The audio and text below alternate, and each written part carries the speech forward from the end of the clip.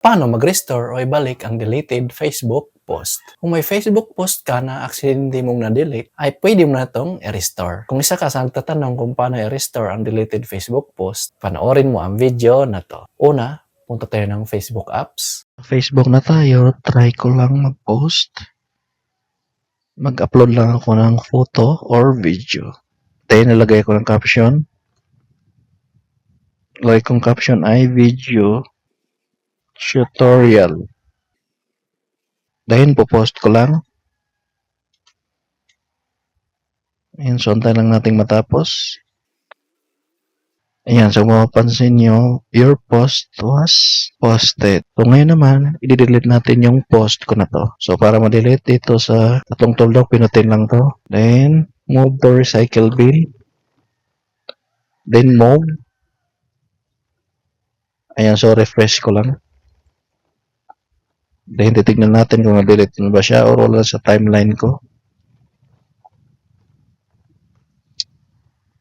Ayan, kung mapapansin nyo, wala na yung post ko na yun.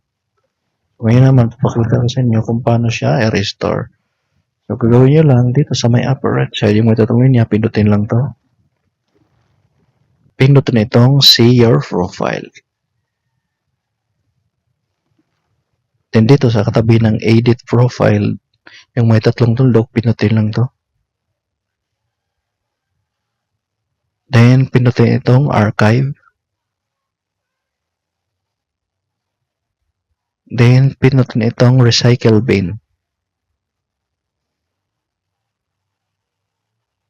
Ayan, kung mapapansin nyo, nakalagay dito ay yung pinost natin kanina, yung video tutorial. So, nakalagay dito ay 29 days left. So, ibig sabihin, yung post mo na na-delete, kailangan sa loob pa ng 30 days o isang buwan. So, kung lalagpas na siya ng isang buwan, simula lang delete mo yung Facebook post mo, ay hindi mo na siya pwede i-restore. So, halimbawa, i-restore natin. So, ang gagawin niya lang ay pinutin lang itong tatlong tuldok.